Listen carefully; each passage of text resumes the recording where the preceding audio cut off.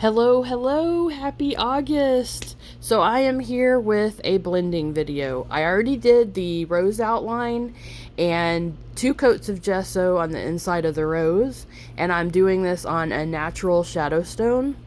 I will have all the links below on what I used, and I did a step-by-step tutorial from Pinterest that I will try to link below to draw this rose.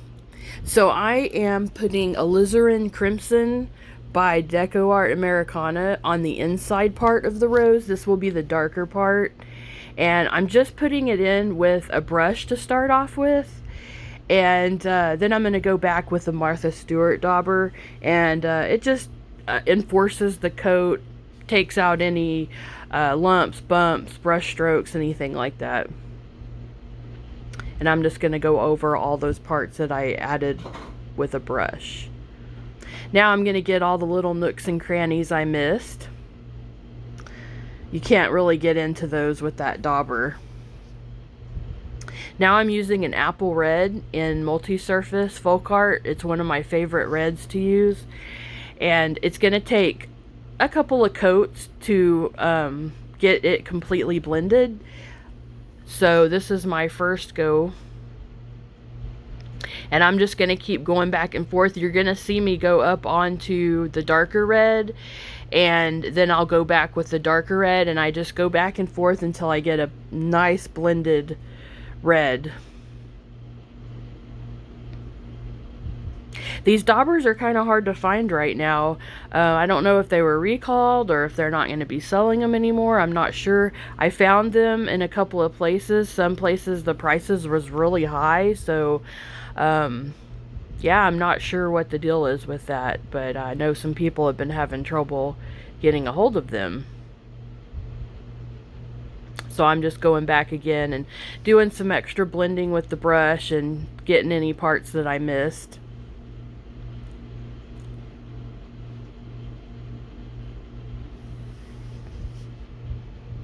So we're in a new month. It's so exciting. It's my birthday month. Happy birthday to all the Leos.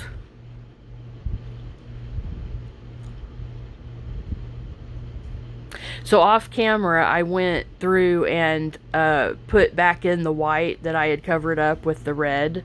So all the tips in the middle that I had gotten red on, I just went ahead and added gesso back to it. So I didn't lose my little points there. So I'm doing another layer, and I'm going back between the colors, and this is getting pretty close to where I want it. It's starting to have more of a blended look where there's a little bit of depth on the inside, and then it's brighter out towards the edges.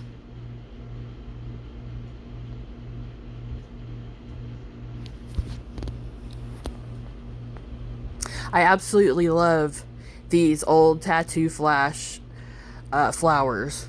They're just, I don't know what it is, but I just love them. So I just kind of went with it and started giving them a shot.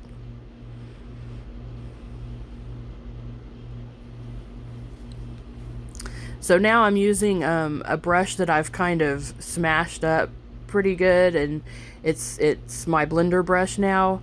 So I can get into those little tight spots. So now I'm using Myan Gold by Treasure Gold Folkart. I'm not a big gold person, but Rachel Mitchell from Rachel Rocks Canada got me on this Myan Gold months ago. And check her out. She's also on YouTube if you haven't heard of her. She's awesome. Has taught me a lot. And she has tons of videos and just everything you can imagine. Now this is some red shell nail powder, because you know I'm extra. I gotta throw some bling bling in there, and I just apply it with my finger. To me, that's the best way I've found that it works. Then I'm going to use a little bit of duraclear and just put it over the top of just where I put the shell nail powder, and I'm going to let that dry, and it just gives it like a metallic shimmery look to it, and I really like how how the effect turns out. And then I'm going to let that dry completely before I do anything else. And that's just to keep the glitter in place. You don't have to do that, but when you go to seal it, it would get everywhere. Okay, so now I am adding my second coat of gold. And I'm just using a little nail brush to do that with. I can't remember the name of that particular brand. I got them a long time ago and they've lasted me forever. I'll try to find them and link them below. They're really good for things like this. So now I'm taking my Posca 1MR and I am just touching up all the lines that I either got glitter on or they just needed a good touch up. I did actually go through and do a touch up a couple of different times just to keep my lines. So I love the Posca 1MR. It has a felt tip, not the chisel tip, and so you don't have to worry about, you know, spraying black or anything anywhere.